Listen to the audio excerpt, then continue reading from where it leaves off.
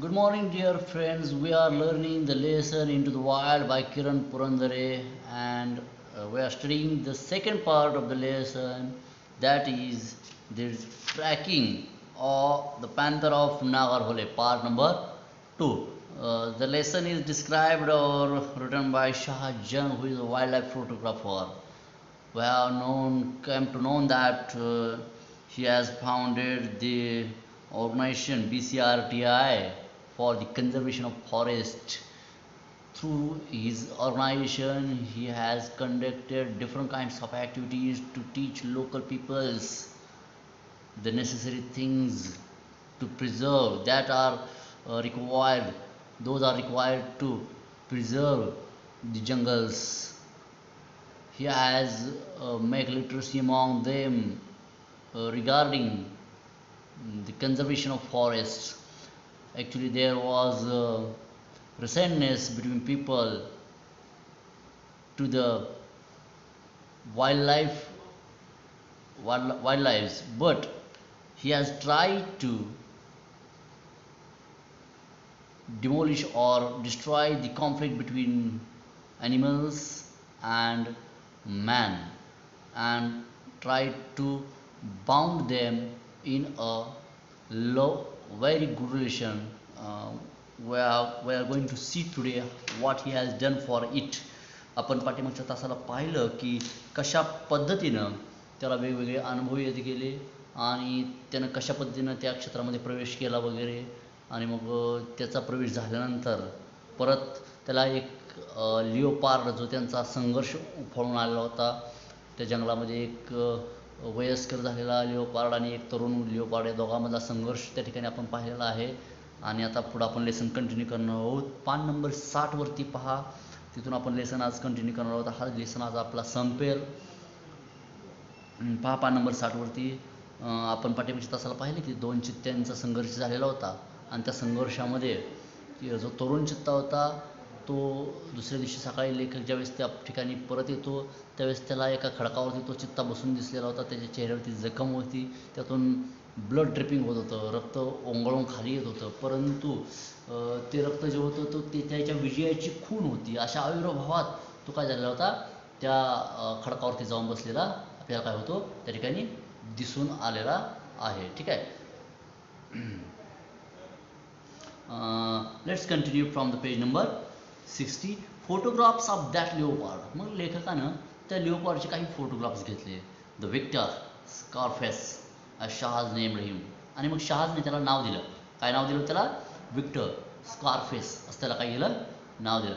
Not only made Shaaz famous among India's wildlife community. भारतातल्या wildlife कम्युनिटीमध्येच ते फोटोग्राफमुळे शहाज प्रसिद्ध झाला अशातला भाग नाही, तर but also lead to Shaaz enviable reputation as a chronicler of the wild. but also तर led to Shah's enviable reputation, शहाचा कोणालाही मत्सर वाटावा शहाज जंग यांचा, इतकी त्यांना काय भेटली त्या फोटोग्राफीमुळे प्रसिद्धी भेटली. म्हणजे तो संघर्ष झालेला जो चित्ता होता, जो विजेता चित्ता होता, त्याला त्यांनी विजेता विक्टर किंवा स्कॉर्फेस असं नाव दिलं. आणि त्याचे जे घेतलेले फोटो होते त्यामुळे त्यांना इतकी प्रसिद्धी भेटली, इतकी प्रसिद्धी भेटली की कोणालाही त्याचा काय वाटावा? मत्सर वाटावा. फक्त भारतातल्या फोटोग्राफीमध्ये, इंडिया वाईल्ड लाईफ कम्युनिटीमध्ये ते प्रसिद्ध झाले अशातला भाग नाही, जगामध्ये ते काय झाले त्यामुळं प्रसिद्ध झाले. काय म्हणून प्रसिद्ध झाले? As a chronicler of the wild. जैवविविधतेचे क्रोनॉलॉजी. क्रोनॉलॉजी म्हणजे काय? विशिष्ट क्रमाने मांडणी करणे. विशिष्ट क्रमाने मांडणी करणारा एक वाईल्ड लाईफ फोटोग्राफर म्हणून त्यांची काय झाली? प्रसिद्ध झाली. Through my journey of photographing Scarface. मग स्कॉर्फेसचे त्यांनी तिथून पुढे जी फोटोग्राफी केली, त्याचा मागोवा घेतला, त्याच्या पाठलाग केला सतत, आणि त्याचं वारंवार त्याचा संशोधन करत राहिले आणि त्याचे जे फोटो त्यांनी काढत गेले तिथून पुढे. Through my journey of photographing Scarface I have discovered other leopards. त्यांना इतर काही लिओपार्डसुद्धा काय झाले? दिसून आले. हिज मेट्स, त्याच्या मेट्स दिसून आल्या. And discovered his nemeses tigers. त्याच्या प्रजाती, इतर लिओपार्डच्या इतर प्रजातीसुद्धा त्यांना काय झाल्या? दिसून आल्या, ज्या टायगर्स या नावानं आपण काय होतो ओळखतो. म्हणजे अनेक प्रकारच्या प्राण्यांशी काय झाला त्यांचा संबंध आला, ज्यावेळेस ते या विक्टरचा पाठलाग करत होते, या विक्टरच्या मागावरती होते, या विक्टरचा काय करत होते? ते मागोवा घेत होते. I also discovered the current protagonist of my work, Saya, while tracking Scarface. While tracking Scarface, ते ज्यावेळेस स्कारफेसला ट्रॅक करत होते, मागोवा घेत होते, त्याचा पाठलाग करत होते, त्याचा अभ्यास करत होते, त्यावेळेस I also discover the current protagonist, त्यांना एक नवीनच नायक भेटला होता ऑफ माय वर्क, साया, आणि त्याचं नाव त्यांनी काय ठेवलं होतं, साया असं नाव ठेवलं होतं. म्हणजे हा सुद्धा एक लिओपार्ड होता किंवा एक टायगर होता, आणि तो त्यांना त्या अभ्यासादरम्यान काय झाला होता, दिसून आलेला होता. This is the world first black panther, हा जगातला पहिला ब्लॅक पॅन्थर होता साया. हा काय होता, टायगर नव्हता, तो काय होता, ब्लॅक पॅन्थर होता, जगातला पहिला ब्लॅक पॅन्थर होता. The behaviour of which is being documented so intimately on camera, ज्याचं बिहेवियर कॅमेरावरती इतक्या तन्मयतेनं डॉक्युमेंट करण्यात आलं होतं.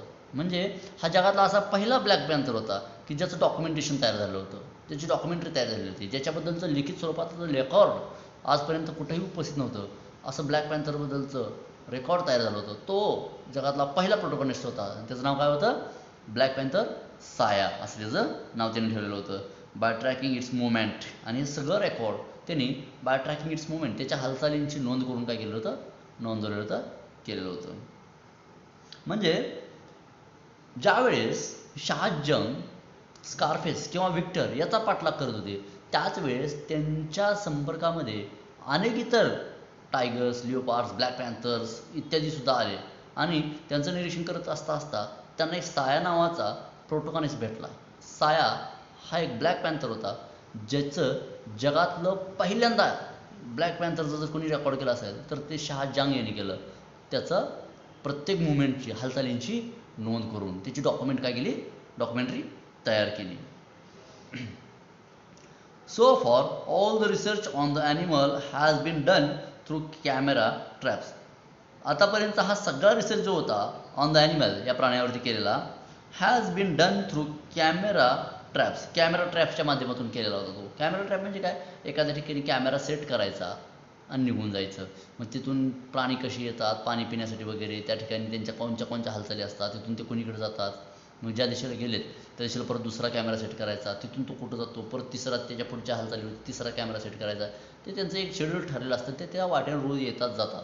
अशा पद्धतीने त्या सगळ्या मार्गावरती 15-20 दिवसामध्ये, महिन्याभरात कॅमेरे सेट होतात, आणि मग तिथून पुढं मग त्याचे निरीक्षण करायचे, महिना 2-2 महिने, 6-6 महिने, वर्ष त्यांच्या हालचालींचे काय करायच्या, नोंदी करायच्या, निरीक्षण करायचे. अशा पद्धतीने कॅमेरा ट्रॅपच्या माध्यमातून या सगळ्या प्राण्यांच्या काय केलेल्या होत्या, स्टडी केलेला होता किंवा नोंदी केलेल्या होत्या. Through many months of toil, बऱ्याच महिन्यांचं कष्ट होतं ह्याच्या पाठीमागे. Shaaz has manage to collect precious footage.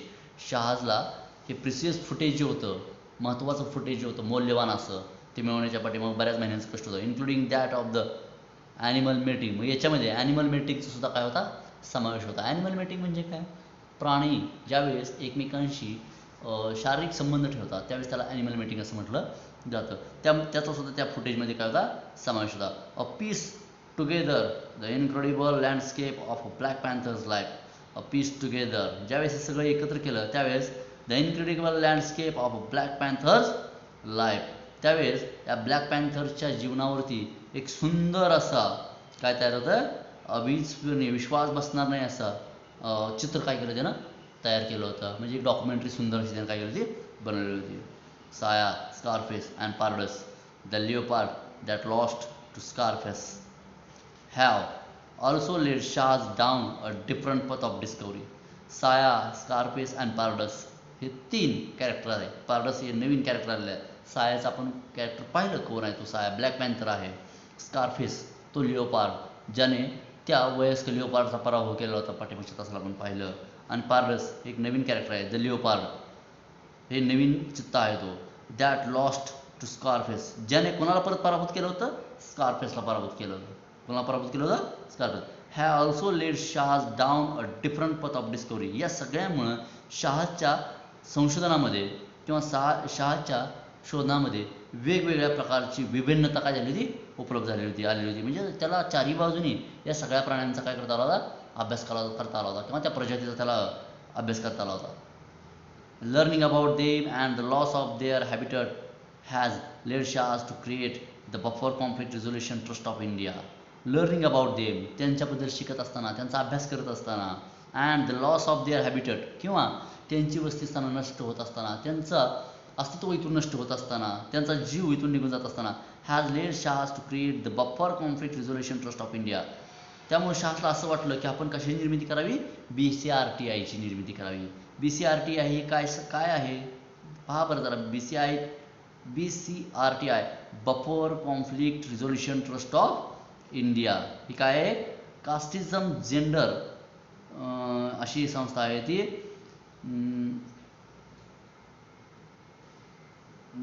Female exploit, untouchability, alcoholism are also addressed. म्हणजे कास्टिझम, जेंडर इनइक्वॅलिटी, त्याचबरोबर अनटचॅबिलिटी, अल्कोहोलिझम याच्यावर सुद्धा BCIRTच्या माध्यमातून काय केलं जातं, काम केलं जातं. म्हणजे आदिवासी क्षेत्रामध्ये जातीवाद, अनटचॅबिलिटी काय म्हणतो आपण त्याला, अस्पृश्यता, त्याचबरोबर महिला शोषण या अनेक अशा मुद्द्यात, व्यसनाधीनता या अनेक अशा मुद्द्यावरती BCIRTI काय करते, BCIRTI काम करते. Non profit organisation focuses on various conflicts within the buffer region. त्या बफर रिजनमध्ये विविध प्रकारचा जो संघर्ष आहे त्या संघर्षावरती प्रकाश टाकण्याचं काम करते ही संस्था. इट्स ॲन एजन्सी, ही एक अशी एजन्सी आहे, ही अशी एक संस्था आहे that educates villagers who live on the fringe of the forest on the importance of conservation. जी या गावातील लोकांना, जे लोक फ्रिंज ऑफ द फॉरेस्ट त्या जंगलाच्या अवतीभोवती राहत असतात किंवा त्या जंगलामध्ये राहत असतात, त्या लोकांना द इम्पॉर्टन्स ऑफ कन्झर्वेशन, संवर्धनाचं महत्त्व काय आहे हे पटवून देते. ते त्यांना शिकवण्याचे काय करते, काम करते. We are in the heart of the man animal conflict zone. आपण मॅन ॲनिमल कॉन्फ्लिक्ट झोनमध्ये आहोत असं ती काय करते, शहाजंग आपल्याला या ठिकाणी काय करत आहेत, सांगत आहेत. आणि मग या जंगलांच्या केंद्रस्थानी आपण आहोत असं ते म्हणत आहेत. We are in the heart of the man animal conflict zone. या माणसाचा आणि प्राण्यांचा जो संघर्ष आहे याच्या केंद्रस्थानी आपण आहोत असं ते म्हणत आहेत. Explain Shah. There is no specific buffer zone here around Nagarhole. नागरहोलेमध्ये असा कोणताही ठराविक असा बफर झोन वगैरे निश्चित नहीं है. The core area of the forest ends where the fields begin. Core area of the forest, या जंगलाचा प्रमुख भाग तिथं संपतो जिथून काय होते, शेती सुरू होते. In dry season elephant and wild boar incursions into fields. मग ड्राय सीझन म्हणजे हिवाळा असेल किंवा उन्हाळा असेल अशा सीझनमध्ये एलिफंट अँड वाईल्ड बोअर, हत्ती, वाईल्ड बोअर वगैरे, incursions into fields are very common. यांचं जे आक्रमण आहे शेतामध्ये होणारं ते व्हेरी कॉमन, ते आपल्याला वारंवार काय होतं त्या ठिकाणी दिसून येतं. कारण जंगलाला लागूनच काय आहे, शेती आपल्याला त्या ठिकाणी असलेली दिसून येते. ओल्डर लिओपार्ड्स लाईक पारडससारखे older leopards who have lost territory in the forest. जे टेरिटरी आपली त्यांनी गमावलेली असते, म्हणजे त्यांनी आपला स्वतःचा प्रदेश गमावलेला असतो ज्याचा स्कारफिसनं पराभव केलेला होता. असे हे पारडससारखे leopards often carry away livestock from villages. मग हे काय करतात, त्यांना राहण्यासाठी जागा नसते किंवा त्यांचा प्रदेश इतर चित्त्याने वगैरे इतर लिओपार्डने वगैरे बळकावलेला असतो. मग हे काय करतात, मानवी वस्तीमध्ये शिरकाव करतात आणि मग त्यांचे लाईव्हस्टॉक, त्यांची जनावर, कोंबड्या वगैरे, कुत्री वगैरे जे काय असतात ते काय करतात, शेळ्या मेंढ्या वगैरे ते चोरून नेण्याचं काय करत असतात किंवा ओढून त्यांची शिकार करण्याचं काय करतात, ते काम करत असतात. मग यामुळं काय होतं, this creates resentment among locals towards the animals. आणि मग यामुळं लोकलच्या मनामध्ये किंवा स्थानिक रहिवाशांच्या मनामध्ये या प्राण्यांबद्दल तिरस्कार निर्माण होतो, राग निर्माण होतो. And on occasions leading to unpleasant situation. आणि मग अनप्लिजंट सिच्युएशन्स त्यामुळे काय होतात, निर्माण होतात. आणि मग माणूस आणि प्राणी यांच्यातला काय होतो, संघर्ष निर्माण होतो. हे त्यांचं काय केलेलं आहे, त्यांनी केलेलं संशोधन आहे. म्हणजे जंगलामध्ये विविध गोष्टी घडत असतात. जंगलांच्या कडेला आता शेती येऊन पोचलेली आहे, अगदी मध्यभागापर्यंत शेती गेलेली आहे. आणि मग या शेतीमुळं ते प्राणी जे आहे ते शेतामध्ये आक्रमण करतात ड्राय सीझनमध्ये. आणि मग माणूस आणि प्राणी यांचा संघर्ष अटळ आहे. त्याचबरोबर पारडसारखा एखादा लिओपार्ड असतो ज्याचा स्वतःचा टेरिटरी त्यानं गमावलेला असते, स्वतःचा प्रदेश त्यानं गमावलेला असतो. आता त्या नव्या चित्त्यानं त्या जुन्या चित्त्याचा वयस्कर चित्त्याचा पराभव केला. मग त्या वयस्कर चित्त्यानं कुठे जायचं, त्या प्रदेशात तो त्याला फिरू देत नाही. मग तो काय करतो, मानवी वस्तीकडे हळूहळू सरकण्याचा प्रयत्न करतो. मग मानवी वस्तीची लाईव्हस्टॉक जी जनावरं चित्र शेळ्या मेंढ्या वगैरे जे आहेत त्यांची काय करतो तो शिकार करण्याचा काय करतो प्रयत्न करतो. आणि मग या सगळ्या गोष्टींमुळं माणसाच्या मनामध्ये या जंगली प्राण्यांबद्दल तिरस्कार निर्माण होतो आणि मग माणूस आणि जंगली प्राणी यांच्यामधला संघर्ष काय होतो वाढत जातो आणि मग अनप्लेझंट सिच्युएशन निर्माण होतात. काही अशा दुःखदायक प्रसंग निर्माण होतात की ज्याच्यामध्ये मग माणसाने त्यांची शिकार केली वगैरे वगैरे असली परिस्थिती काय होते निर्माण होते. Putting tourist currency to good use. Tourist currency जी आहे हिचा चांगला वापर करून घेण्यासाठी अंडर द BCRTI अम्ब्रेला. कशाच्या अंतर्गत BCRTIच्या अंतर्गत Shaaz provides locals with vocational training. शहाजनी तिथल्या स्थानिक लोकांना वोकेशनलचं ट्रेनिंग दिलं म्हणजे टुरिझमचा चांगला पैसा त्यांना मिळावा म्हणून त्यांनी काय केलं त्या लोकलला तिथल्या ट्रेनिंग दिलं शहाज जंग यांनी. With the aim of educating locals on the merits of conservation. पण ते त्यांना ट्रेनिंग देत असताना त्याच्यामधलं जे एम होतं जे उद्दिष्ट होतं ते काय होतं कन्झर्विंग फॉरेस्ट किंवा कन्झर्वेशन ऑफ द जंगल्स. त्या जंगलांचं संवर्धन करणे त्यांचं वाढ करणे पालनपोषण करणे हे त्याचं प्रमुख उद्देश होतं. And to help them benefit from tourist currency. आणि त्याचबरोबर त्यांना टुरिस्टच्या करन्सीमधून कशा पद्धतीने फायदा मिळेल बेनिफिट्स भेटतील याच्याकडे सुद्धा काय होता शहाज जंग यांचा कल होता. आणि मग या गोष्टीमुळं काय झालं तर लोकांमध्ये जागृती निर्माण झाली. लोकांमध्ये त्या प्राण्यांबद्दल प्रेम वाढू लागलं. लोक त्यांची काळजी घेऊ लागले. लोक त्यांच्याबद्दल माहिती घेऊ लागले आणि टुरिस्टला पोचवायची माहिती दिल्यानंतर लोक त्यांची जीवनशैली समजून घेऊ लागले. आणि मग त्या प्राण्यांबद्दल लोकांच्या मनामध्ये त्याच्या स्थानिकांच्या मनामध्ये आपुलकी निर्माण झाली. आणि कारण शेवटी त्यांच्यापासून जर पैसा मिळत असेल तर लोकांच्या मनामध्ये त्यांच्याबद्दल प्रेम निर्माण व्हायला फार वेळ लागणार नाही. आणि ती गोष्ट शहाज जंग यांनी केली. शहाज जंग यांनी तिथल्या लोकांना स्थानिकांना ट्रेनिंग दिलं. टुरिस्ट करन्सी उपलब्ध करून दिली. टुरिस्ट करन्सी कशी कन्वर्ट करायची त्याचा फायदा कसा करून घ्यायचा या गोष्टीचं ट्रेनिंग शहाज जंग यांनी दिली. आणि त्याचबरोबर त्यांना कन्झर्वेशनची सुद्धा काय लावली सवय लावली. The visitors at the resort or welcome.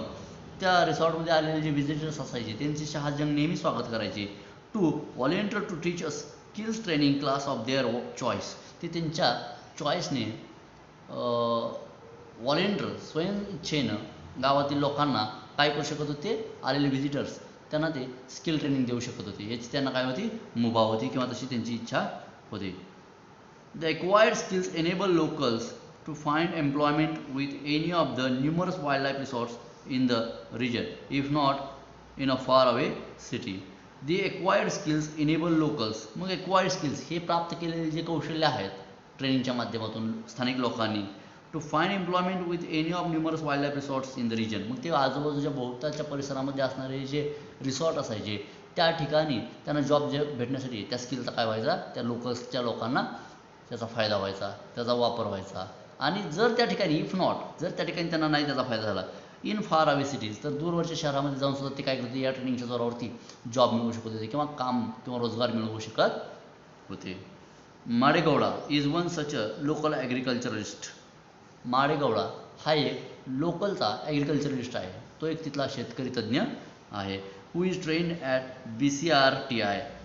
ज्याचं प्रशिक्षण BCRTIमध्ये कंप्लीट झालेलं आहे. And is now a certified naturalist employed by the Bison. आणि त्याचबरोबर आता तो सर्टिफाईड नॅचरलिस्ट आहे म्हणजे ज्याला प्रमाणपत्र भेटलेलं आहे नॅचरलिस्टचं निसर्गप्रेमीचं आणि एम्प्लॉईड बाय द बायसन. आणि त्याला कुणी आता रोजगार उपलब्ध करून दिलेला आहे द बायसन या संस्थेनं रोजगार उपलब्ध करून दिला आहे. In the past I have lost almost 80% of the seasons yield of sugarcane to such animal attacks. तो म्हणतो की भूतकाळामध्ये जवळजवळ 80% माझ्या ऊसाचं उत्पादन मी गमावलेलं होतं. कशामुळे ऑफ सच ॲनिमल अटॅक्स अशा प्राण्यांच्या हल्ल्यामुळं. म्हणजे प्राण्यांनी माझ्या शेतावरती हल्ला केला त्यामुळे जवळजवळ 80% पिकाचं माझ्या काय झालं होतं नुकसान झालेलं होतं आणि मी ते भूतकाळामध्ये सोसलेलं पण आहे. I use to hate them. मी स्वतः त्यांचा काय करायचो तिरस्कार करायचो. But now I have learn how important these animals are. परंतु आता मला याची जाणीव झालेली आहे की हे प्राणी किती महत्त्वाचे आहेत आपल्यासाठी किती चांगले आहेत याची मला जाणीव झालेली आहे. And the value of protecting them. त्याचबरोबर त्यांचं संरक्षण करणं त्यांचं संवर्धन करणं किती महत्त्वाचं आहे या सुद्धा गोष्टीची मला काय झालेली आहे जाणीव झालेली आहे. हा बदल होता तिथल्या लोकांमध्ये जो कोणी घडून आणलेला होता BCRTIच्या ट्रेनिंगनं घडून आणला होता. आणि BCRTIची स्थापना कोणी केली होती शहाज जंग यांनी केली होती. म्हणजे शहाज जंग यांनी स्थानिक लोकांचा या प्राण्यांकडे बघण्याचा जो चुकीचा दृष्टिकोन होता तो चुकीचा दृष्टिकोन त्यांनी बदलला आणि त्याच्याबद्दलचा सकारात्मक दृष्टिकोन त्या स्थानिक लोकांमध्ये निर्माण करण्याचं काम कोणी केलं होतं शहाजंग यांनी केलं होतं. जो माणूस आणि प्राणी यांच्यामधला संघर्ष होता तो संघर्ष त्यांनी काय केला, संपुष्टात आणण्याचं काम केलं होतं. सरकारी पॉलिसीज आणि सरकारी निर्णयापेक्षा किंवा सरकारपेक्षा जास्तीत जास्त प्रभावीपणे जर या लोकांसाठी चांगल्या पद्धतीने काम कोण करत असेल तर ते लोकच करू शकतात याची जाणीव शहाजंग यांना झालेली होती. आणि त्यामुळे त्या संवर्धनासाठी, त्या प्राण्यांच्या संवर्धनासाठी, जंगलाच्या संवर्धनासाठी त्यांनी स्थानिक लोकांना काय केलं, या गोष्टीमध्ये सामावून घेतलं होतं आणि त्यांना प्रशिक्षण देऊन त्यांना उत्पन्नाचे स्रोत वगैरे त्यांनी काय केले होते, सुरू केलेले होते. आणि त्याचं हे माडेगौडा जो एक ॲग्रिकल्चरिस्ट होता हे काय एक चांगलं उदाहरण आहे, जो सुरुवातीला त्या प्राण्यांचा तिरस्कार करायचा परंतु नंतर काय करू लागला, तो त्यांच्यावरती प्रेम करू लागला आणि त्याला जाणीव झाली की ते प्राणी कसे उपयोगी आहेत ते. He says I have non the jungles for 35 years. तो पुढे म्हणतो की मी या जंगलात 35 वर्षापासून ओळखतोय. म्हणजे त्या जंगलाची किंवा त्या परिसराची त्याला किती वर्षापासून जाणीव आहे, जवळजवळ गत 35 वर्षापासून त्याला ती जाणीव आहे. I know where the animals are. त्याला माहीत असतं ज्या जंगलामध्ये कोणता प्राणी कुठं आहे, कोणता प्राणी कुठून कुठे कोणत्या वेळी जातो, या सगळ्या गोष्टींची खडानखाड त्याला काय असते, माहिती असते. And I realise I can guide visitors. आणि त्याला जाणीव आहे की तो व्हिजिटर्सला गाईड करू शकतो, व्हिजिटर्सला मार्गदर्शन करू शकतो, पर्यटकांना तो चांगल्या पद्धतीने त्याबद्दलची माहिती देऊ शकतो. And get paid for it. आणि त्या बदल्यात त्याला चांगले पैसेसुद्धा काय होतात, मिळतात, याची त्याला जाणीव झालेली आहे. इन अ वे, अशा पद्धतीनं the animals are paying me back. अशा पद्धतीने तो म्हणतो की हे प्राणी मला माझं उत्पन्न काय करतायत, कमवून देत आहेत. म्हणजे त्याला जाणीव झाली की हे प्राणीसुद्धा ज्यांच्या आजपर्यंत आपण तिरस्कार करतो ना, हत्या करत होतो, ते सुद्धा आता काय करत आहेत, आपल्याला पैसे उपलब्ध करून देत आहेत. म्हणजे ते चांगले आहेत, याच त्याला काय झाली होती, जाणीव झालेली होती. दी forest have taught me many things. या जंगलाने मला बऱ्याच गोष्टी शिकवलेल्या असतं म्हणतो. फॉर इन्स्टन्स, उदाहरणार्थ, listening is a sense far more important than site.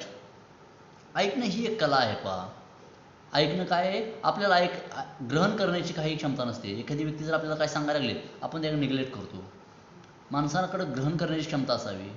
काही का असे ना, ते लेक्चर असो, व्याख्यान असो, भाषण असो, एखादं कोण चांगलं वाचन करत असेल तर ते वाचनसुद्धा ऐकलं तर ते बहुतांशी उपयोगी ठरतं आपल्याला ते. परंतु आपण ऐकत नाही. थोडा मोठ्याने सांगितलं सुद्धा आपण ऐकत नाही. ऐकणं ही एक कला आहे. पाहण्यापेक्षा ऐकणं कधीही चांगलं. जे नजरेने दिसतं त्याच्यापेक्षा जास्त ऐकलेलं काय होतं, ग्रहण होतं.